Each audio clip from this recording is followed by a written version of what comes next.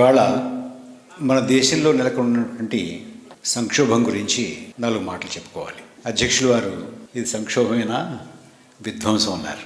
వారు ఆ మాట అన్న తర్వాత విధ్వంసమే అనిపించింది. ఒక్కోసారి మనకి ఒక పదం తెలిస్తే వాస్తవం కూడా మనకి స్ఫురిస్తుంది. అధ్యక్షులు వారు చాలా చక్కటి వర్ణన చేశారు. నేను ఒక 30 నిమిషాలు మాట్లాడచ్చా అండి అధ్యక్షులు వారు? నాకు ఈ మన్ కీ బాత్ మీద నమ్మకం లేదండి. నేను the cricket timber of new India అని ఒక పుస్తకాన్ని రాశానండి. అందులో కొన్ని ఇదివరకు నేను ప్రచురించినటువంటి వ్యాసాలు, ఈ పుస్తకం కోసం ప్రత్యేకంగా రాసినటువంటివి అన్నీ కలిపి ఒక పుస్తకంగా తీసుకొద్దాము అని సంకల్పించి 4-5 ప్రతిష్టాత్మకమైనటువంటి ప్రచురణకర్తలతో మాట్లాడాను. చెప్పాను ఇలాగ, నా దగ్గర పుస్తకం ఉంది, మీరు వేసుకుంటారా అని. ఓ వేసుకుంటా ఉన్నారు. అయితే మామూలుగా ఏమవుతుందంటేనండి, ముందు కొన్ని శాంపిల్స్ పంపమంటారు, కొన్ని పేజీలు పంపమంటారు. ఒకసారి చూసి దాన్ని బట్టి నిర్ణయం తీసుకుందామని పంపించాను. అంత ఉత్సాహం చూపించినటువంటి వారు ఒక్కసారిగా మాట్లాడడం మానేశారు. నాకు కొంచెం పట్టుదల ఎక్కువ. నేను మెయిల్ మీద మెయిల్ పెడుతూ ఉన్నాను, సమాధానం లేదు. అయినా కూడా మెయిల్ మీద మెయిల్ పెడుతూనే ఉన్నాను. చివరికి ఏమనుకున్నారు, వీడు లేడని నాకు మెయిల్ ఇచ్చారు. ఏమన్నారంటే, పరకాల గారు ఇది వేస్తామండి, కానీ కొంచెం మాకు సమయం కావాలి, మీరు ఏమన్నా తొందరలో ఉన్నారా అని అడిగారు. నేను తొందర ఏం లేదండి, పర్వాలేదు అన్నాను. తొందర లేదు కానీ ఎన్నాళ్ళు పట్టొచ్చండి అన్నాను.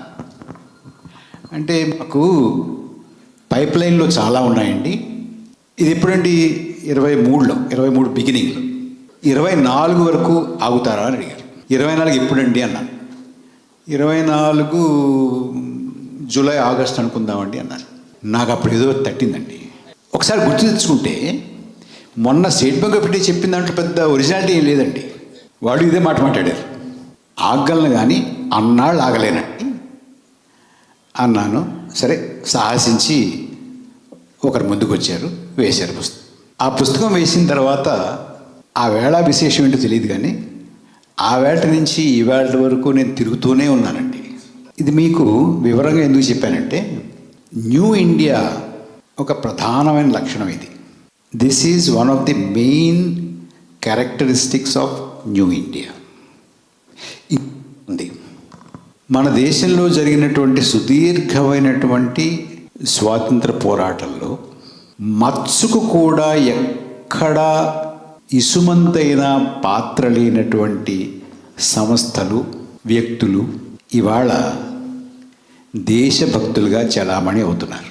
మీరు సుమారు 200 సంవత్సరాలు జరిగినటువంటి పోరాటంలో ఎక్కడా కనపడండి వాళ్ళు. కానీ ఇవాళ దేశభక్తులుగా మార్కెట్ చేసుకుంటున్నారు. వాళ్ళు దేశభక్తులని చాలామంది నమ్ముతున్నారు. ఇది నవభారతం యొక్క మరొక లక్షణం. ఇలాంటి పరిస్థితుల్లో ఉన్నాం మనం. ఇంతవరకు ఒక రకమైనటువంటి సంక్షోభమే. ఇక అధ్యక్షులు వారు చెప్పినట్టు విధ్వంసానికి వద్దాం. మీరు పేపర్ చదువుతారమ్మా? చదవరు మీరు? లేదు, వీళ్ళందరూ ఏమనుకోరు, పర్వాలేదు, రోజు చెప్పండి. చదువుతారా? ఓకే, గట్టిగా చెప్తున్నారండి. 2022 మొదట్లో జనవరి, ఫిబ్రవరి ఆ ప్రాంతంలో ఒక వార్త వచ్చింది. ఒక మాట చెప్పాలి మీకు, నేను చెప్తున్నది ఏది కూడా మీకు తెలియని విషయం ఒక్కటి కూడా ఉండదు. అన్నీ మీకు తెలిసినటువంటివే. కానీ నేను చేసే పని ఏంటంటే వాటన్నిటినీ ఒక చోట చేర్చి దానికి ఒక సందర్భాన్ని చెప్పి దానికి ఒక కాంటెక్స్ట్ ఇచ్చి, అది అలా జరిగినందువల్ల, జరుగుతున్నందువల్ల దేశంలో ఉన్నటువంటి సంక్షోభం యొక్క స్వరూపం ఏమిటి, జరుగుతున్నటువంటి విధ్వంసం యొక్క స్వరూపం ఏమిటి అని మీకు చెప్పడానికి నేను ప్రయత్నం చేస్తాను. 2022 మొదట్లో జనవరి, ఫిబ్రవరి ఆ ప్రాంతంలో రైల్వే రిక్రూట్మెంట్ కోసం ఒక ప్రకటన వచ్చింది. ఆ ఉద్యోగాలు ఏంటంటే they are called non technical preferred categories. Non technical preferred categories అన్నారు. అంటే ఏంటంటే అది మాన్యువల్ జాబ్స్, కడగడం, తొడడం, కుర్చీట్ నుంచి అటు పెట్టడం, ఇలాంటివి. అది మరీ అలా అంటే బాగోదని నాన్ టెక్నికల్ ప్రిఫర్డ్ కేటగిరీస్ అంటే ఎన్టీపీసీ జాబ్స్ అంటే బాగుంటుంది అలా అనుకుంటే, అంతే. దానికి అడ్వర్టైజ్మెంట్ వచ్చిందండి. ఉద్యోగాల సంఖ్య 5,000, 35,000 ఉద్యోగాల సంఖ్య. అప్లికేషన్లు 1,25,00,000. For 35,000 jobs there were 1,25,00,000 applications. రేపు మీరు అందరూ చూడాలి. అంటే ఉన్న పరిస్థితి ఎలా ఉంది, ఎంత గంభీరమైనటువంటి సంక్షోభం అంటే ముఖ్యంగా ఉద్యోగాలు, ఉపాధికి ఈ మాట చెప్తుంది మీకు. ఇది కాకుండా ఈ మధ్య గాజాలో సమస్యను చదివి ఉంటారు కదా మీరు. గాజాలో ఇజ్రాయిలీ ప్రభుత్వం అక్కడ ఉన్నటువంటి పాలస్తీనియుల్ని ఉద్యోగాల నుంచి తీసేశారు. అక్కడ గొడవ జరుగుతుంది కాబట్టి బయట వాళ్ళని రిక్రూట్ చేసుకోవడానికి ప్రయత్నిస్తారు. మన ప్రధానమంత్రికి అక్కడ ప్రధానమంత్రికి మంచి స్నేహం, మీరు చూసే ఉంటారు. ఆయన మీ దేశం నుంచి కూడా అంటే ఇక్కడ కూడా కొన్ని రిక్రూట్మెంట్ సెంటర్లు తెరిచారు. ఉత్తరప్రదేశ్లో, హర్యానాలో ముందు తెరిచారు. తర్వాత రాజస్థాన్లో, మధ్యప్రదేశ్లో కూడా కొత్త సెంటర్లు తెరిచారు. వేలాదిగా యువకులు అక్కడ క్యూ కడుతున్నారు. క్యూ కడుతుంటే జర్నలిస్టులు వెళ్ళారు. ఏమయ్యా మీకు గాజాలో ఉద్యోగం అంటున్నారు కదా, మీరు ఇక్కడికి వచ్చారు, అక్కడ పెద్ద యుద్ధం జరుగుతుంది తెలుసా? మాకు తెలుసండి అన్నారు. ఈ పిల్లలు చెప్పినట్టే వాళ్ళు చదువుతున్నారు. మరి అక్కడ యుద్ధం జరుగుతుంటే మీరు అక్కడ ఉద్యోగాల కోసం వెళుతున్నారేంటి? మీరు ప్రాణాలతో తిరిగి వస్తారో లేదో కూడా తెలియదు కదా. అక్కడ బాంబు దాడులు జరుగుతున్నాయి, యుద్ధం జరుగుతోంది, ఏమైపోతారు మీరు? ఏమైనా ఆలోచించారా? ఇది ఇక్కడ క్యూ ఎందుకు కడుతున్నారంటే ఉద్యోగులు లేకుండా ఇక్కడ చచ్చే కంటే వెళ్ళి అక్కడ ఉద్యోగం తీసుకుని ఎన్నాళ్ళు బతుకుంటే అన్నాళ్ళు ఓ 10 రూపాయలు ఇంటికి పంపిద్దామని నుంచున్నామండి అన్నారు.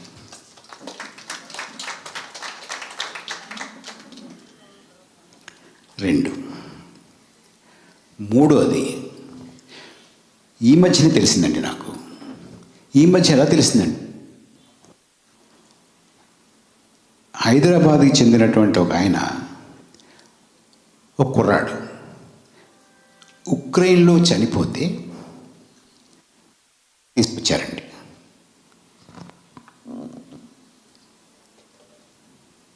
ఉక్రెయిన్ ఎందుకు వెళ్ళాడు? అప్పుడు తెలిసింది ఉక్రెయిన్లో రష్యాకి సాయం చేయడం కోసం యుద్ధంలో పాల్గొనడానికి ఇక్కడి నుంచి కూడా రిక్రూట్మెంట్ జరుగుతోందట.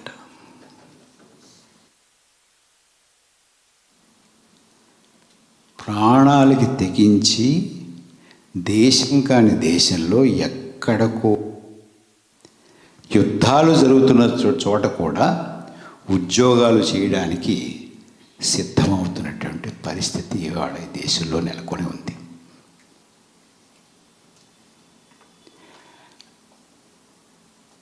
నేను ఈ 3 సంఘటనలు మీ ముందు ఎందుకు ఉంచానంటే, ఊరికే గణాంకాలు చెప్తే ఏదో అనుకుంటాం తప్ప, అంటే మనకున్నటువంటి నిజమైనటువంటి సమస్య, దాని లోతు ఏమిటి, అది ఎలాంటిది అని తెలుస్తుందని చెప్పి మీకు ఉదాహరణ చెప్పాను.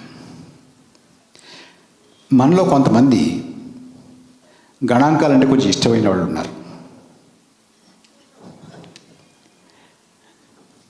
వారి కోసం గణాంకాలు కూడా చెప్తాను.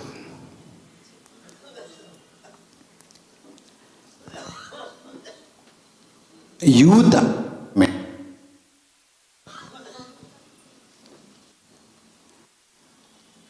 ప్రపంచంలో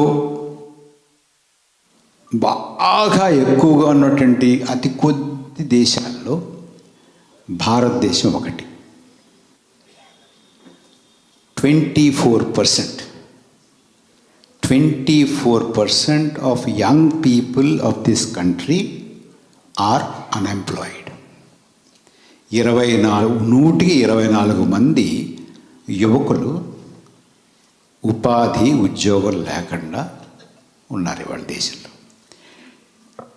మనం ఎవరి సరసన ఉన్నామంటే ఇరాన్, లిబియా, యెమెన్, ఇటువంటి దేశాలంటే బాగా యుద్ధాల్లోనూ లేకపోతే అక్కడ ఉన్నటువంటి అంతర్యుద్ధాల్లోనూ తలములకనేటువంటి దేశాల్లో ఎలాంటి పరిస్థితి ఉందో భారతదేశంలో కూడా అటువంటి పరిస్థితి ఇవాళ నెలకొని ఉంది. మన పొరుగునున్నటువంటి చిన్న దేశం బంగ్లాదేశ్, మనకి 24% యూత్ అన్ఎంప్లాయ్మెంట్ ఉంటే బంగ్లాదేశ్లో 12%. ఇది వాళ్ళ పరిస్థితి. ఇక అది సగటున 24%. కానీ 20-25 సంవత్సరాల మధ్యలో ఉన్నటువంటి వాళ్ళ నిరుద్యోగం తీసుకుంటే 42%. మొత్తం మీద 24%. ఎంత తీవ్రంగా ఉందో చూడండి. ఏం చేయాలో అర్థం కావడం లేదు పిల్లలకి. నిన్న కాక మొన్న ఢిల్లీలో CSDS అని centre for study of developing societies, చాలా ప్రతిష్టాత్మకమైనటువంటి సంస్థ. వారు ఢిల్లీలో ఒక సర్వే నిర్వహిస్తే సుమారు 80% మంది పిల్లల్ని అడిగితే ఉద్యోగం రావడం ఎలా ఉంది, మీకు సులువుగా ఉందా, కష్టంగా ఉందా, ఎలా ఉంది అని అంటే చాలా కష్టంగా ఉంది అన్నటువంటి వాళ్ళ సంఖ్య శాతం 80%. ఉద్యోగాలు లేవు, దొరకడం లేదు, చాలా కష్టంగా ఉంది ఉద్యోగాలు దొరకడం అంటే అనేటువంటి మాట ఇవాళ యువత బహిరంగంగా చెప్తున్నారు.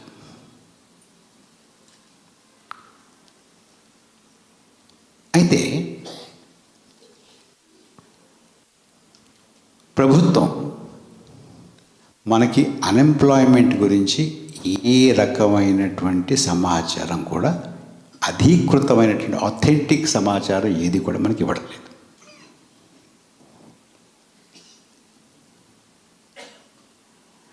నేను ఈ ప్రధానమంత్రి వీళ్ళందరూ ఎన్నికల ప్రచారంలో పాల్గొన్నప్పుడు అండి,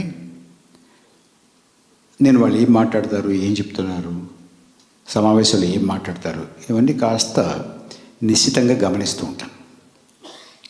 ఆ మధ్య కర్ణాటకలో జరిగినటువంటి ఎన్నికల్లో ప్రచారం చేస్తూ ప్రధానమంత్రి గారు ఏమన్నారంటే, ఈ ప్రతిపక్ష వాళ్ళందరూ కలిసి నన్ను 99 సార్లు తిట్టారు అన్నారు. 98 సార్లు కాదండి, 100 సార్లు కూడా కాదు. అంటే ఎంత కరెక్ట్గా లెక్క పెడతారు చూడండి. 99 సార్లు తిట్టారట. ఆయన లెక్క పెట్టుకుంటున్నాడు. కానీ ఆయన ప్రభుత్వాన్నో నిరుద్యోగం ఎంత ఉంది తెలియదు మాకు. కోవిడ్ సమయంలో వలస కార్మికులు ఎంతమంది చనిపోయారు? మా దగ్గర డేటా లేదు, మాకు తెలియదు. ఎంతమంది ఆక్సిజన్ లేక, సిలిండర్ లేక, వెంటిలేటర్ లేకుండా పోయారు? మాకు ఐడియా లేదు. కానీ ఎంతమంది మిమ్మల్ని తిట్టారు, ఎన్నిసార్లు తిట్టారు, ఇంతమంది తిట్టారు, ఎన్నిసార్లు తిట్టారు, దానికి మాత్రం కరెక్ట్గా చెప్తారు. ప్రభుత్వం లెక్కలు మనకి చెప్పకపోవడమే కాదు, వాళ్ళు చెప్పే లెక్కలు కూడా మనకి నమ్మశక్యంగా లేవు. వాటన్నిటిని కూడా పెంచేసి, రకరకాల పద్ధతులు వాడేసి పెంచేసి చెప్తారు. ఒక ఉదాహరణ చెప్తాను మీకు. పూర్వకాలం అంటే పాత భారతంలో, పాత భారతం ఎప్పుడు తెలుసండి మీకు? ఆ కాలంలో మనం హైవేస్ ఉన్నాయి కదా, 4 lane highway, 1 kilometer 4 lane highway, 1 kilometer 4 lane highway. ఇవాళ ఎంత తెలుసా అండి? ఇది 1 kilometer 4 lane highway is 4 kilometers.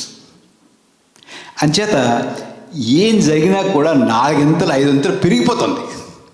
అంచేత బాగా అభివృద్ధి చెందుతుంది దేశం. ఇదివరకు ఏమనుకున్నాం, పిచ్చివాళ్ళలాగా 4 లేన్ల 1 కిలోమీటర్ అంటే 1 కిలోమీటర్, 1 కిలోమీటర్ రోడ్ వేసారు అనుకున్నాం. ఇప్పుడు ఏమనుకుంటున్నాం, 4 కిలోమీటర్లు రోడ్ వేసారు అనుకుంటున్నాం. ఎంత పెరిగిపోయింది చూడండి.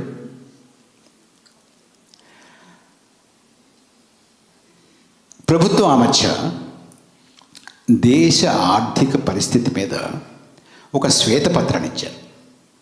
లక్ష్మణరావు గారు మీరు చూసే ఉంటారు. నన్ను ఎవరో మిత్రుడు అడిగారు, ఈ శ్వేతపత్రం గురించి నువ్వు ఏమనుకుంటున్నావు అని. ఏమంటే, నాకు ప్రభుత్వం నుంచి శ్వేతపత్రం రావాల్సినటువంటి అవసరం లేదు. ప్రతి వారానికి నాకు ఒక శ్వేతపత్రం వస్తుంది, అలాగే ప్రతి నెల కూడా ఒక శ్వేతపత్రం వస్తుంది నాకు. ప్రతి వారం నేను కూరగాయల మార్కెట్కి వెళ్ళి కూరగాయలు కొనుక్కుంటే నాకు ఒక శ్వేతపత్రం వస్తుందండి. ప్రతి నెల నేను కిరాణా కొట్టుకు వెళ్ళి సామాను కొనుక్కుంటే నాకు ఒక శ్వేతపత్రం వస్తుంది. సో నెలకి 2 సార్లు 2 శ్వేతపత్రాలు నా ముందు ఉంటున్నాయి. నేను ప్రభుత్వం ఇచ్చే వరకు నాకు అక్కర్లేదండి. నేను 2 రోజులకు ఒకసారి, 3 రోజులకు ఒకసారి పెట్రోల్ బంక్ దగ్గర ఆగి పెట్రోల్ కొట్టించుకుంటే కూడా నాకు శ్వేతపత్రం వస్తుంది. మీ ఊళ్ళో ఎంతో తెలియదు, కానీ మా ఊళ్ళో, నేను హైదరాబాద్లో ఉంటున్నానండి ఇప్పుడు, 107 రూపాయలండి పెట్రోల్. మీకు 111. అమ్మాయి అదృష్టవంతండి నేను.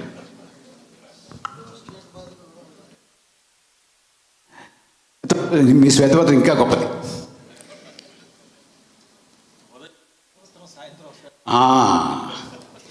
ఎన్నికల ముందు ఒక శ్వేతపత్రం, ఎన్నికల తర్వాత ఒక శ్వేతపత్రం.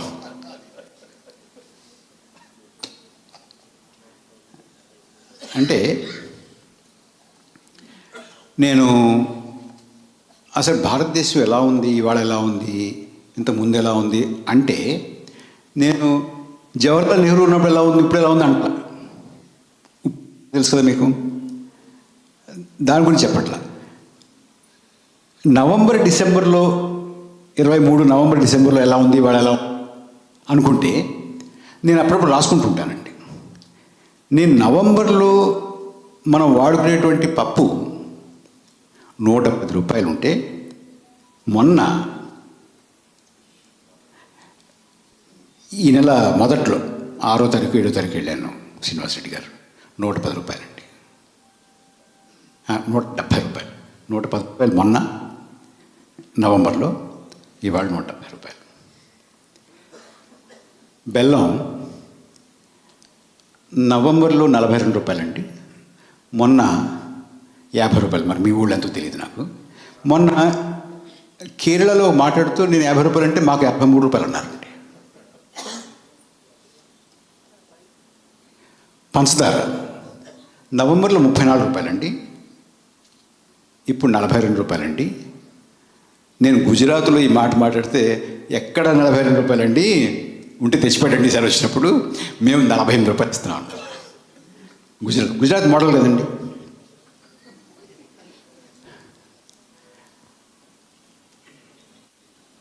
సరే, కూరగాయల మార్కెట్కి వెళ్ళినప్పుడు వారం వారం నాకు వచ్చేటువంటి శ్వేతపత్రం మీకు తెలుస్తారనుకోండి. అల్లం నవంబర్లో 95 రూపాయలు ఉంటే మొన్న అదిరిపోయిన ఎంతమ్మా అంటే 120 రూపాయలు అండి. 120 అటండి. 150, 160. రేపు వెళ్ళేప్పుడు తీసుకెళ్తాను కొంచెం. కొత్త శ్వేతపత్రం వస్తుంది నాకు. పచ్చిమిర్చి 65 రూపాయలు ఉంటే నవంబర్లో మొన్న 80 రూపాయలండి. మీకెంతమ్మా?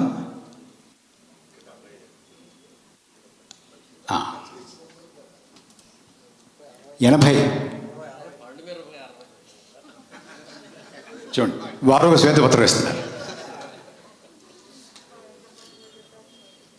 ఉద్యోగాలు లేవు, ధరలు పెరిగిపోతున్నాయి, ఎక్కడ అదుపు లేదు. మొన్న నేను ఈ ఫినాన్షియల్ పేపర్స్ ఉంటాయి కదండి, ఎకనామిక్ టైమ్స్, ఫినాన్షియల్ టైమ్స్ ఇలాంటివి ఉంటాయి కదా, అవి కూడా చూస్తుంటానండి. ఒకరోజు ఈ మధ్య ఒక హెడ్లైన్ చూశాను నేను.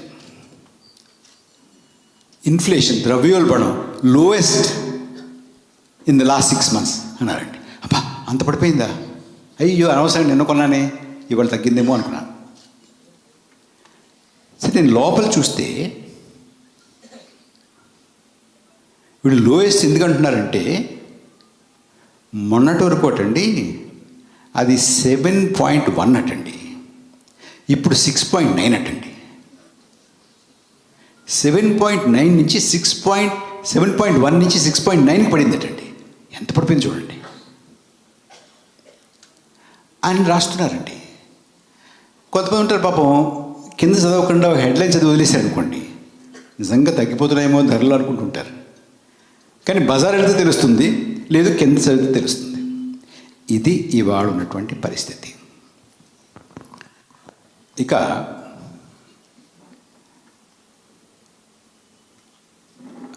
ఇన్ఫ్లేషన్ అనేది వాళ్ళు లెక్క పెడతారండి. దాని గురించి పెద్దగా వర్రీ అవ్వద్దు. తగ్గిపోయింది, ఇప్పుడు 5% ఉంది, 6% నుంచి 5కి వచ్చింది, 5 నుంచి 4కి వస్తుంది అంటున్నారు. అంటే దాని అర్థం ధరలు తగ్గుతున్నాయని కాదండి, ధరలు పెరుగుతున్నటువంటి రేటు మందగించింది అంతే. అంటే మొన్నటి వరకు 10 రూపాయలు పెరిగిపోయేది, ఇప్పుడు పెరుగుతోంది 8 రూపాయలు పెరుగుతోంది.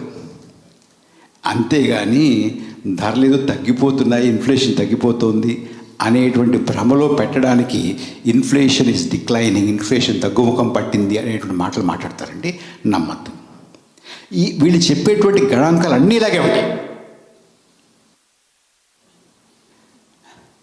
పెర్ క్యాపిటల్ ఇన్కమ్ గురించి చెప్తారండి.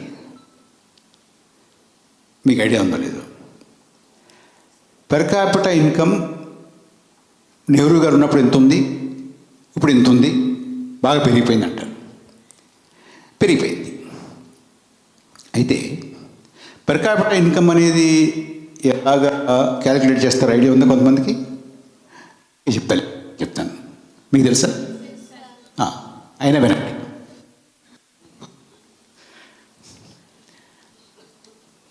మొత్తంలో ఉన్నటువంటి ఉత్పత్తి లేదా ఆదాయం, దాన్ని దేశంలో ఉన్నటువంటి జనాభాతోటి భాగిస్తారు.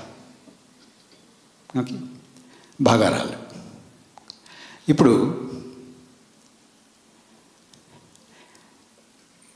నేను లక్ష్మణరావు గారు ఇద్దరు కలిపి ఒక ఎకానమీ అనుకుందామండి.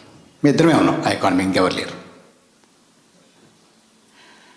మా ఎకానమీకి జీడిపి అంటే జాతీయ స్థూల ఉత్పత్తి, జాతీయ స్థూల ఆదాయం అనుకోండి, 100 రూపాయలు అనుకుందాం. కానీ వారికేమో 99 రూపాయలు, నాకు 1 రూపాయలండి ఆదాయం. కానీ మా ఇద్దరిది పెట్టి భాగిస్తే ఎంత వస్తుంది? 50 రూపాయలు వస్తుంది. కానీ నాకు రూపాయే వచ్చేది. అంచేత మీకు ఎవరైనా దేశంలో ఉన్నటువంటి అసమానతల గురించి మాట్లాడకుండా తలసరి ఆదాయం గురించి మాట్లాడితే మాత్రం మనల్ని బుట్టలో వేస్తున్నారండి. దానికి ఇంకొక అర్థం లేదు. ఇవాళ నిన్నగాక మొన్న ఒక రిపోర్ట్ వచ్చింది.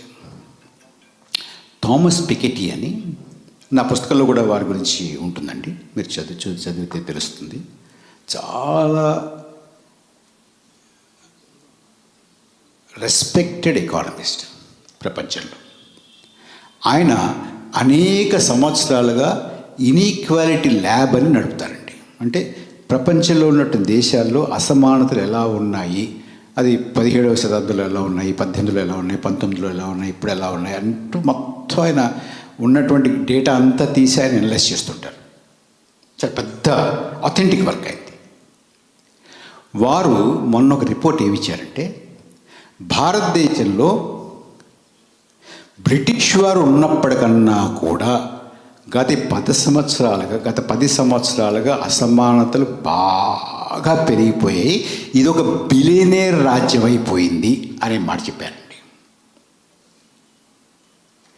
అంటే దేశంలో ఉన్నటువంటి ఒక జనాభా ఆదాయం దేశ ఆదాయంలో 22% అండి. దేశంలో ఉన్నటువంటి ఆస్తుల్లో వారి వాటా 42% అండి. మనకి నవభారతం రాకముందు మన దేశంలో ఉన్నటువంటి బిలియనీర్లు కేవలం 125 మంది అండి. ఇప్పుడు 165 మంది అండి. ఇక్కడ ఎవరైనా ఉన్నారండి? ఇక్కడ ఎవరు లేరు. కానీ చాలా గర్వంగా ఉంటుంది కదండి, మనకి 165 మంది బిలియనీర్లు ఉన్నారండి. ఎంత బాగుంటుందండి మనకి. బాగుందా లేదా? బాగుందా? గర్వపడుతున్నావా? ఉద్యోగాలు లేవు, కూరగాయలు కొనుక్కోలేము, పప్పు ఉప్పులు కొనుక్కోలేము, చింతపండు కొనుక్కోలేము. బిలియనీర్లు చూసి గర్వపడాలండి. ఇది మనకి నవభారతం ఇస్తున్నటువంటిది. ఇది సంక్షోభం ఒక రకంగా. కుటుంబాల దృష్టికోణం నుంచి చూస్తే అధ్యక్షులు వారు చెప్పినట్టు ఇది విధ్వంసం. కుటుంబాలు కూలిపోతున్నాయండి. ఉద్యోగాలు లేక, ఆదాయాలు లేక, కొనుక్కోలేక, అసమానతలు పెరిగిపోయి ఏం చేయాలో అర్థం కానటువంటి పరిస్థితుల్లో కొట్టుమిట్టాడుతున్నాం. నేను ఇందాక ద్రవ్యోల్బణం గురించి చెప్పాను మీకు. ద్రవ్యోల్బణం డేటా కూడా ఇస్తాను, ఎందుకన్నా మంచిది.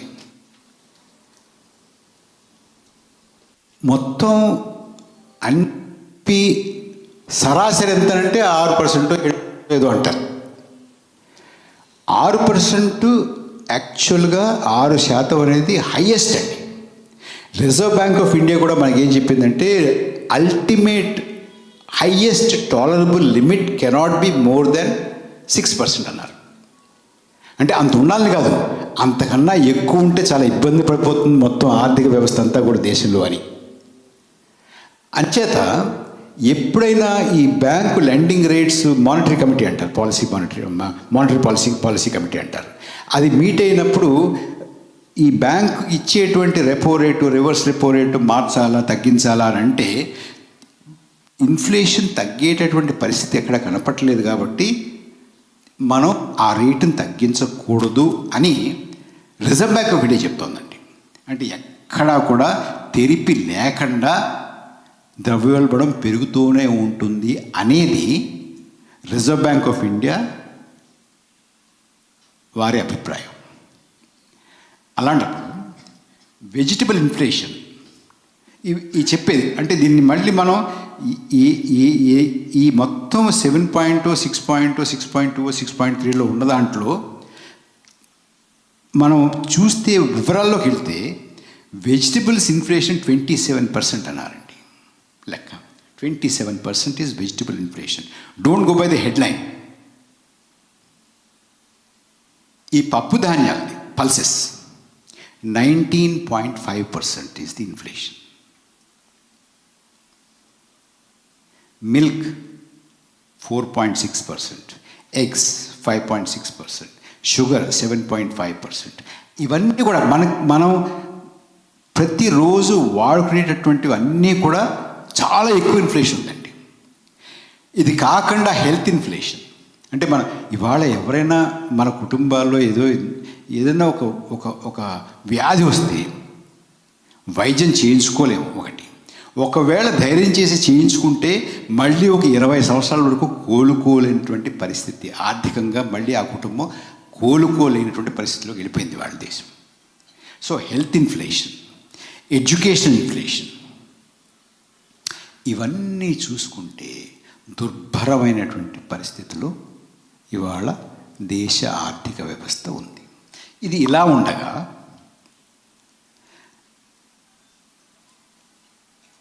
ఈ ప్రభుత్వం కార్పొరేట్ ట్యాక్స్ 19% తగ్గించారండి. అది కాకుండా కార్పొరేట్లు చెల్లించాల్సినటువంటి రుణాలు బ్యాంకులకి షెడ్యూల్ బ్యాంకులు, జాతీయం చేయబడినటువంటి బ్యాంకులు, ప్రైవేట్ బ్యాంకులు, కోఆపరేటివ్ బ్యాంకులు అన్నీ కలుపుకుంటే 25 లక్షల కోట్ల రూపాయల బాకీల్ని మాఫీ చేశారండి. 25 లక్షల కోట్ల రూపాయల కార్పొరేట్ బాకీల్ని మాఫీ చేశారండి. మాఫీ చేశారు ఏంటి అని అడిగితే, మాఫీ చేశారంటే మొత్తం మాఫీ చేయలేదు, వసూలు చేస్తున్న తర్వాత ఇప్పుడు అన్నారు. ఇప్పటివరకు ఎంత వసూలు చేశారయ్యా 10 సంవత్సరాల నుంచి అంటే 25 లక్షల కోట్లు మాఫీ చేశారండి, 2 లక్షల కోట్లు వసూలు చేశారంటండి. అంటే నికరంగా 23 లక్షల కోట్ల రూపాయల బాకీలు ఈ ప్రభుత్వం వాళ్ళ నుంచి వెనక్కి తీసుకునేటువంటి పరిస్థితి లేదు ఇవాళ. ఇది ఒక పక్కన. అంటే అది ఏం చెప్తారంటే, పెట్టుబడి పెట్టేటువంటి వాళ్ళకి, వ్యాపారాలు చేసేటువంటి వాళ్ళకి, పరిశ్రమలు పెట్టేటువంటి వారికి మనం కాస్తంత ఇలాంటి ప్రోత్సాహకాలు ఇస్తే వాళ్ళు పెట్టుబడి పెడతారు, ఉద్యోగాలు ఇస్తారు, అంచేత ఇటువంటి పనులు మేము చేస్తున్నామని అంటారు. పోనీ ఈ 10 ఏళ్లలో అలా చేసినందువల్ల ఏం జరిగింది అని నేను కొంచెం ఆరా తీస్తే నాకు అనిపించింది ఏంటంటే, ఇలా చేసినా కూడా పెట్టుబడి పెట్టగలిగేటటువంటి స్తోమత ఉన్నటువంటి వాళ్ళు ఈ దేశాన్ని విడిచిపెట్టి వెళ్ళిపోతున్నారు. ఈ దేశాన్ని విడిచిపెట్టి వెళ్ళిపోయి కాసేపు ఎక్కడో అటు ఇటు తిరిగి రావడమో, చదువుకోవడానికి వెళ్ళడమో కాదు. ఈ దేశాన్ని విడిచిపెట్టి వెళ్ళిపోవడం అంటే ఈ దేశం పాస్పోర్టుని సరెండర్ చేసేసి ఈ దేశ పౌరసత్వాన్ని వదిలేసుకుని వెళ్ళిపోతున్నటువంటి వారి సంఖ్య సంవత్సరం పెరుగుతోంది. ఎలా పెరుగుతోందంటే 2014లో 1,29,000 మంది దేశ పౌరసత్వాన్ని వదిలేసి, దేశాన్ని వదిలిపెట్టేసి వెళ్ళిపోతే 15లో 1,31,000 మంది, 16లో 1,41,000 మంది, 19లో 1,44,000 మంది, 21లో 1,63,000 మంది, 22లో 2,25,000 మంది వెళ్ళిపోతున్నారండి. నవభారతం రాకముందు పెట్టుబడి పెడుతున్నట్టు ఆ శాతం, అంటే మన దేశం నుంచి పెట్టుబడి పెడుతున్నటువంటి వారి శాతం, పెట్టుబడి శాతం 30% ఉంటే, పెట్టుబడి శాతం 30 ఉంటే ఇప్పుడు అది 19కి పడిపోయిందంటే, అంటే 30 నుంచి 19కి పడిపోయిందనంటే మీరు రుణాలు మాఫీ చేసినా, వారికి పన్నులు తగ్గించినా, పెట్టుబడి పెట్టండి అని మంత్రులు, ప్రధానమంత్రి బతిమాలుతున్నా వాళ్ళు పైకి మాట్లాడతారు, పైకి చాలా గొప్పగా, చాలా గొప్ప వాళ్ళు అంటున్నారు, చప్పట్లు కొడతారు, ప్రధానమంత్రి చూస్తారు, పొగుడుతున్నారు. కానీ పెట్టుబడి పెట్టట్లేదంటే దాని అర్థం ఏంటంటే ఈ పెట్టుబడి పెట్టేటటువంటి వాళ్ళకి, పారిశ్రామికవేత్తలకి, వ్యాపారవేత్తలకి ఈ దేశంలో ఉన్నటువంటి ఆర్థిక పరిస్థితి బాగోలేదు, మనం పెట్టుబడి పెడితే మనకి ఆ డబ్బులు మిగిలేటువంటి అవకాశం లేదు అని పెట్టుబడి పెట్టడం మానేయడం ఒకటి, దేశం వదిలి వెళ్ళిపోవడం ఒకటి, ఈ రెండు జరుగుతున్నాయండి. ఇంతే కాకుండా విదేశీ ప్రత్యక్ష పెట్టుబడులు మనకు వచ్చేవి కూడా ముఖ్యంగా అంటే ఈ కోవిడ్కి ముందు, ఉక్రెయిన్ వారికి ముందు కూడా 16, 15 అప్పటి నుంచి కూడా క్రమక్రమంగా తగ్గిపోతూ వస్తున్నాయండి. మొన్న బాగా ఎక్కువ అంటే 22% ఒకేసారి ఈ సంవత్సరం పడిపోయిందండి. అంటే బయట వాళ్ళకి ఈ ఆర్థిక వ్యవస్థ మీద నమ్మకం లేదు, ఇక్కడ ఉన్నటువంటి వాళ్ళకి కూడా ఈ ఆర్థిక వ్యవస్థ మీద నమ్మకం లేదు. ఇది వాళ్ళు ఉన్నటువంటి ఆర్థిక పరిస్థితి.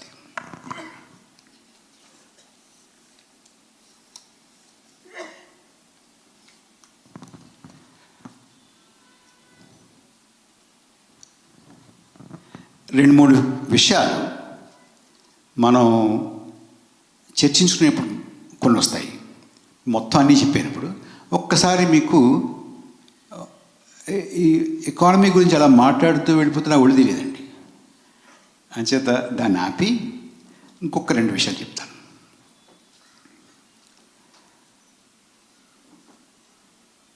ఈ దేశంలో ప్రజాస్వామ్యం గురించి కూడా ఒకసారి మాట్లాడుకోవాలి. మన దేశంలో ప్రత్యక్షంగా కానీ పరోక్షంగా కానీ బాగా ఎక్కువ మంది జనాభా ఆధారపడినటువంటి రంగం ఏ రంగం? వ్యవసాయం కదా. భలే వాళ్ళు ఉన్నారండి వీళ్ళు. వ్యవసాయ రంగం. వ్యవసాయ రంగాన్ని సమూలంగా మార్చగలిగేటటువంటి 3 బిల్లులు పట్టుకొచ్చారండి. అది మంచా చెడ్డ పక్కన పెడదాం, దాని గురించి నా అభిప్రాయం నాకుంది, మీ అభిప్రాయం మీకు ఉండొచ్చు. కానీ ఆ 3 బిల్లులు చట్టం చేయడానికి 3 నిమిషాలు కూడా చర్చించకుండా పార్లమెంట్లో చట్టం చేయండి. 3 మీద ఫార్మ్ లాస్ అన్నారు వాటిని. అది గొప్ప మంచిదని కొంతమంది, కాదని కొంతమంది పక్కన పెట్టండి అది కాసేపు. ఇది మాకు కుదరదు, మేము ఒప్పుకోమని చెప్పి కొన్ని వేల మంది రైతులు ఢిల్లీ చుట్టుపక్కల పెద్ద ఎత్తున ఉద్యమం చేశారు. మళ్ళీ చేస్తున్నారు ఇప్పుడు. అప్పుడు ఏమన్నారండి?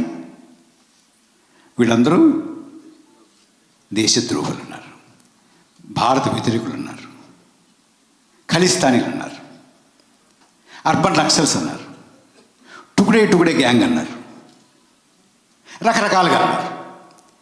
కానీ పంజాబ్ ఎలక్షన్స్కి కొన్ని రోజుల ముందు ప్రధానమంత్రి గారు వాటన్నిటి చెప్పారండి. ఉపసంహరించుకుంటాం అన్నారు. ఉపసంహరించుకుంటున్నాము, మీకు ఇస్తాము అని చెప్పి చేయలేదని చెప్పి మళ్ళీ ఉద్యమం జరుగుతుంది. ఇప్పుడు దాని ఉంచుతాం. అప్పుడు మళ్ళీ ఇప్పుడు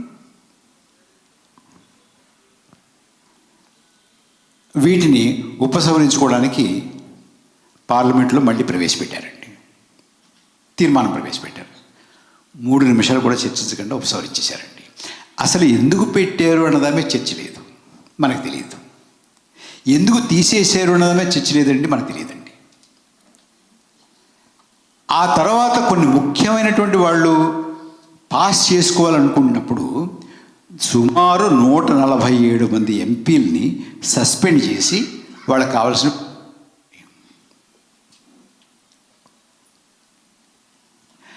అంటే డెమోక్రసీ అంటే 5 ఏళ్లకోసారి వెళ్ళి ఓటేయడం కాదు కదా. డెమోక్రసీ అంటే చర్చ, అందరి అభిప్రాయాలు వినడం, మాట్లాడడం, వాదించుకోవడం. మనం వాదించుకుంటుంటే మీరు చెప్పేటువంటి దాంట్లో ఉపయోగపడుతుంది, ఇది దాన్ని మనం అమలు చేసుకుంటే బాగుంటుంది, ఇందులో పొందుపరుచుకుంటే బాగుంటుంది అంటే అది పొందుపరుచుకోవడం, దాన్ని డెమోక్రసీ అంటారు. వెళ్ళి ఓటేసి వచ్చి నోరు మూసి కూర్చోవడం కాదండి. కానీ ఈ ప్రభుత్వానికి ఎన్నికలు పెడుతున్నాం కదా, ఎలా పెడితే మీకెందుకు, ఆ తర్వాత వదిలేయండి మేము చూసుకుంటాం కదా అంటున్నారు. వాళ్ళకి ఎన్నికలు పెట్టడమే మనకి ఇస్తున్నటువంటి గొప్ప వరప్రసాదం కింద వాళ్ళ భావన అండి, వాళ్ళ మైండ్లో. ఇవాళ ఉన్నటువంటి పరిస్థితి అది డెమోక్రసీ వరకు. ఎంతమందిని సస్పెండ్ చేసినా, ముఖ్యమంత్రుల్ని అరెస్ట్ చేసినా, వాళ్ళకి బెయిల్ లేకుండా నాకు ఆయన అరవింద్ కేజ్రీవాల్ గారు జైల్లో ఉన్నారండి. ఇంకా చాలామంది ఉమర్ ఖలీద్ వాళ్ళంతా ఉన్నారు. సోరెన్ జైల్లో ఉన్నారు. ఈ శరత్ చంద్రారెడ్డి తెలిసినటువంటి కిటుకు ఆయనకి ఎందుకు తెలియదు నాకు అర్థం కావట్లేదండి.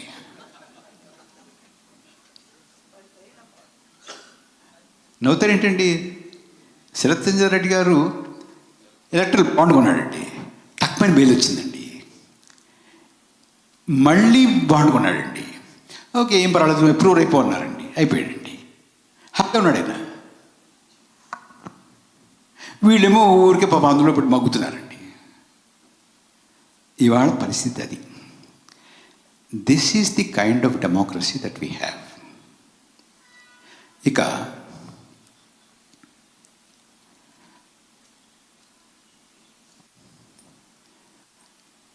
మనం అండి ఒక రాజ్యాంగాన్ని ఏర్పాటు చేసుకున్నాం.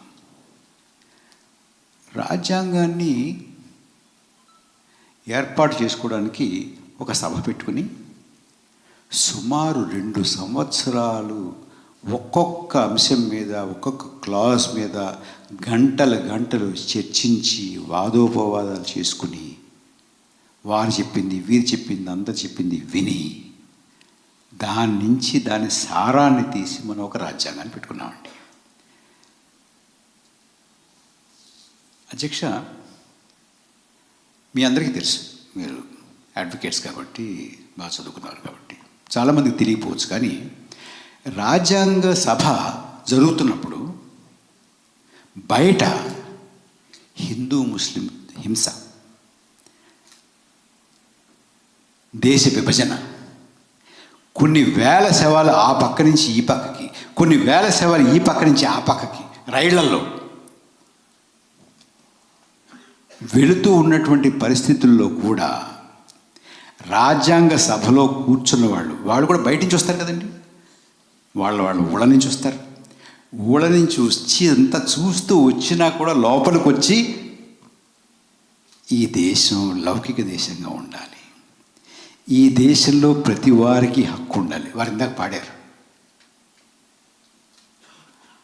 ఈ దేశం మత ప్రాతిపదికన ఉండకూడదు, ఇక్కడ పుట్టినటువంటి ప్రతి వాళ్ళకి ఈ దేశం అమ్మ, వారు ఇందాక పాడారు అని. ఈ బయట ఎంత ఒత్తిడున్నా, ఎంత రక్తపాతం జరుగుతున్నా కూడా దానికి కట్టుబడి మనకు ఒక రాజ్యాంగం ఇచ్చారండి. దాన్ని లౌకిక రాజ్యం అనుకున్నాం.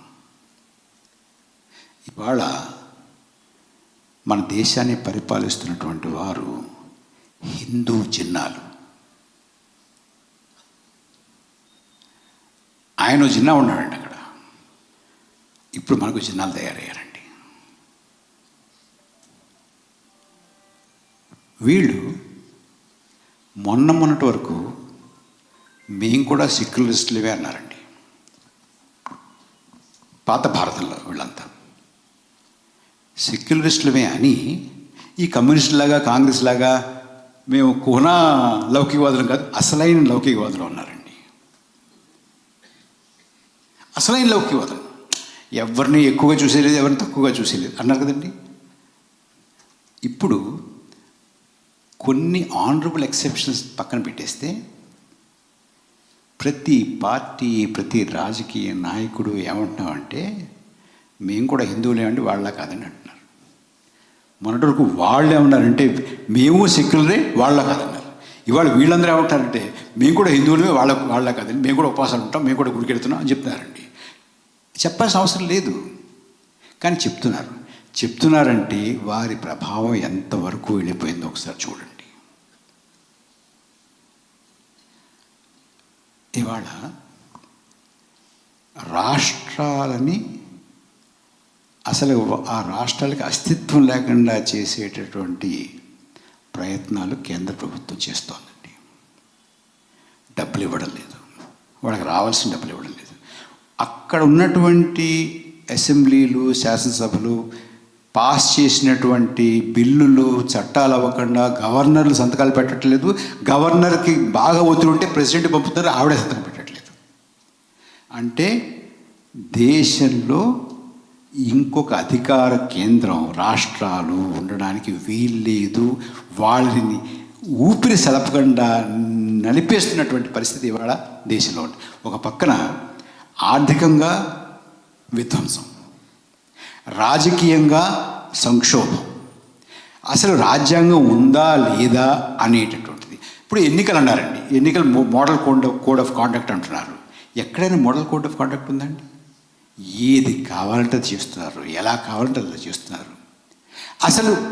అసలు ఎన్నికల సంఘంలో ఉన్నటువంటి అపాయింట్మెంట్లు సుప్రీంకోర్టుకి సంబంధం లేకుండా ప్రభుత్వమే వారు ఎవరనుకుంటే వాళ్ళని చేసేలాగా వాళ్ళ చట్టం కూడా మార్చేసుకున్నారండి. ఇవాళ ఉన్నటువంటి పరిస్థితి అది. మనకి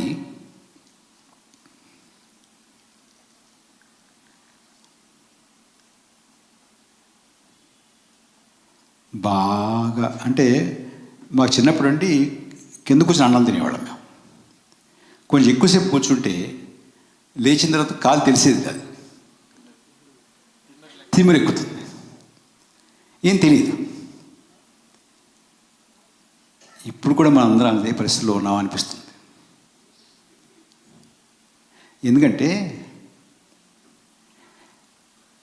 మణిపూర్లో హింస మొదలై ఎన్నాళ్ళైందండి?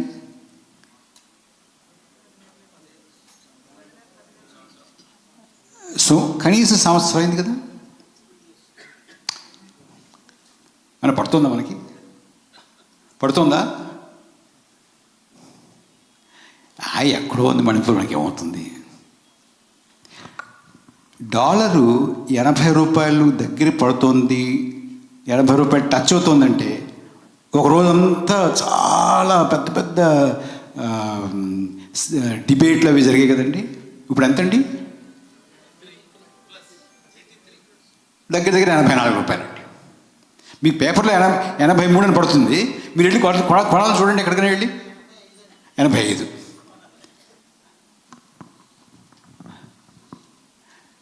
మర్చిపోయాం. 100 రూపాయల దగ్గరికి పెట్రోల్ వస్తుందండి. ఎంత ఒక రోజు 2 రోజులు బాగా ఇదేమండి, ఇప్పుడు ఎంతండి? అయిపోయింది, పర్వాలేదు, నడుస్తుంది.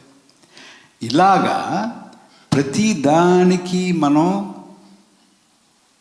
తిమ్మిరెక్కిపోయి తెలియక గిచ్చినా కూడా ఏం మాట్లాడు. మొన్న రోజు నేను లక్ష్మణరావు గారు ఒక పెద్ద మనిషి అడిగానండి, ఏమండి ఇలా ఉంది, ఏమనుకుంటుంది దీని గురించి అన్నాను. ఏకి పారేసింది సార్ అన్నాడు. ఏకి పారేశారా? ప్రభుత్వాన్ని ఏకి పారేసేటండి. నేను ఏం చేశారండి నేను చూడలేదా, నేను ఫేస్బుక్లో పెట్టాను.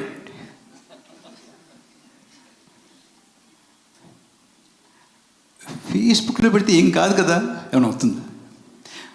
రోడ్డు మీదకి వస్తేనే కదా ఏమైనా అయ్యేది. జన సమీకరణ జరిగితే కదా ఏమైనా అయ్యేది. అక్కడ ఎక్కేసాను, ఇక్కడ ఎక్కేసాను అంటే ఏమవుతుంది? అంటే అలా వెళ్ళిపోయాం కాబట్టి ప్రభుత్వానికి చీమ కూడా పుట్టట్లేదు. They just don't care. పార్లమెంట్లో ఏం చేసుకున్నా అడిగేవాళ్ళు లేడు, రాష్ట్రాన్ని ఏం చేసినా అడిగేవాళ్ళు లేడు, కోవిడ్లో ఎంతమంది చనిపోయినా అడిగేవాళ్ళు లేడు, పవిత్రమైన గంగా నదిలో శవాలు తేలినా అడిగేవాళ్ళు లేడు, కూరగాయలు పెరిగిపోయినా అడిగేవాళ్ళు లేడు, ఉద్యోగాలు లేకపోయినా అడిగేవాళ్ళు లేడు, ఏం చేసినా అడిగేవాళ్ళు లేడు కదా. ఏం చేసినా అడిగేవాళ్ళు లేకపోవడమే కాకుండా శిక్ష కూడా లేదు కదా. శిక్ష కూడా లేకపోగా తిరిగి సింహాసనం మీద కూర్చోబెడుతున్నాం కదా. అడిగేవాడే లేడు, ఎక్కడ అడిగేవాడు లేడు, శిక్షించేవాడే లేడు అనేటటువంటి ఒక మదంలో ఇవాళ ప్రభుత్వం ఉంది. ఇది నవభారతం యొక్క పెద్ద లక్షణం. దీనికి నేపథ్యం ఏంటంటే, మా ఊళ్ళోనంటే జాతర జరిగేదండి ప్రతి సంవత్సరం. డప్పు కొడుతూ ఉంటే ఊగుతూ ఉంటారు.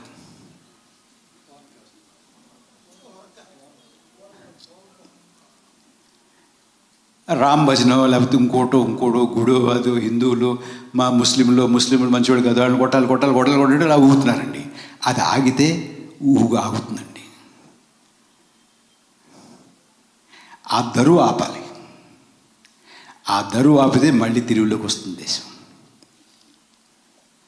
ఆ దరువు ఆపాల్సినటువంటి బాధ్యత మీలాంటి వారు తీసుకోవాలి, చెప్పాలి. ఉద్యోగాలు లేవు. ఉద్యోగాలు ఎందుకు లేవంటే ఈ ప్రభుత్వం అనుసరిస్తున్నటువంటి విధానాల వల్ల. మనకి చెప్తారండి 8.4% గ్రోత్ అంటున్నారండి. 8.4% గ్రోత్ ఉంటే ఉద్యోగాలు ఎందుకు రావండి? ఉద్యోగాలు రాకుండా వస్తాయా? అంటే మీరు ఏమీ ప్రొడ్యూస్ చేయకుండా వచ్చేస్తాయా? ఏమైనా ప్రొడ్యూస్ చేయాలంటే ఏం చేయాలి? జనాలను ఉద్యోగంలో పెట్టుకోవాలి కదా. జనాలను ఉద్యోగంలో పెట్టుకుంటే వాళ్ళు పని చేస్తే వాళ్ళు ఉత్పత్తి చేస్తే అప్పుడు ఎకానమీ 8.4 8.5 మరోటో వెళ్తుంది. 8.4 8.5 మంది మీరు లెక్కలు చెప్తారు కానీ ఉద్యోగాలు లేవే. కోట్లాది మంది ఉద్యోగాలు లేకుండా పడి ఏడుస్తున్నారు కదా.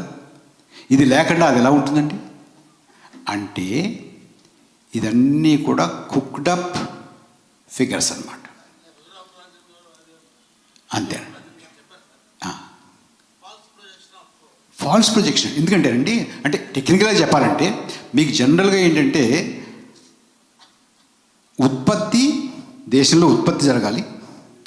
ఉత్పత్తి జరగడానికి పక్కన కన్జంప్షన్ ఉండాలి. కన్జంప్షన్ తీసుకుంటే సంవత్సరం కన్జంప్షన్ తీసుకుంటే ఇట్స్ ఓన్లీ 3% అండి. మామూలుగా అంతర్జాతీయ స్టాండర్డ్స్ ప్రకారం ఏంటంటే కన్జంప్షన్కి జీడిపికి మధ్యలో నేషనల్ యావరేజ్ కన్జంప్షన్కి నేషనల్ యావరేజ్ ప్రొడక్షన్కి మధ్యలో ఒక 0.5 to 1% తేడా ఉంటే పర్వాలేదంటండి. ఎక్కడో చిన్న లెక్కలు తప్పుతాయి, ఎక్కడొక్కడో తేడా వస్తుంటారు. సో 3% కన్జంప్షన్ ఉంటే 8.4% గ్రోత్ ఉండడానికి అసలు అవకాశమే లేదు. ఎక్కడ ఎవరి దగ్గరికి వెళ్ళినా కూడా అడుగుతారు, చెప్తారు మీకు. అంటే 3% కనుక కన్సంప్షన్ ఉంటే మనకు ఉన్నటువంటి జీడిపి గ్రోత్ మహా అయితే 4% అనమాట. 4% గ్రోత్ని 8.4% కింద మనకి చెప్పి fastest growing economy, 5th largest economy united కింగ్డమ్ని, ఇంగ్లాండ్ని మనం ఓవర్టేక్ చేసేసామని చెప్తున్నారండి. అయ్యా Srinivas Reddy garu, UK developed country అయినా ఇంగ్లాండ్ మనం డెవలప్డ్ కంట్రీ కాదు కదా. ఒక్క ప్రశ్న అడుగుతారమ్మా, ఒక డెవలప్డ్ కంట్రీని మనం ఓవర్టేక్ చేసాం అనుకో, మనం ఏంటి మరి డెవలప్డ్ కంట్రీ మనం కాదు కదా. కానీ ప్రధానమంత్రి గారు ఏం చెప్తారండి, మన దేశాన్ని 2047కి డెవలప్డ్ కంట్రీ చేస్తారండి. కానీ ఇప్పుడు యునైటెడ్ కింగ్డమ్ని అధిగమించేసేటండి. ఎవరికి చెప్తారండి ఇవన్నీ కవర్లు? $5 trillion ఎకానమీ 2047కి డెవలప్డ్ కంట్రీ చేస్తాడట. కానీ మొన్న ఒక డెవలప్డ్ కంట్రీ కన్నా ఎక్కువ అయిపోయాడటండి. మరి డెవలప్డ్ కంట్రీ కన్నా ఎక్కువ అయిపోతే నువ్వు డెవలప్డ్ అయిపోవాలిగా. 47 వరకు ఎందుకు ఆగమంటావు? అంటే ఎన్ని అబద్ధాలు ఆడుతున్నారు చూడండి. అడిగేవాడు లేడని. అడగండి. ఒక్క మాట, ఎన్నికలు ఆఖరి ఎన్నికలు కాకుండా ఉండాలి ఈ దేశంలో అంటే మార్పు రావాలి. Thank you.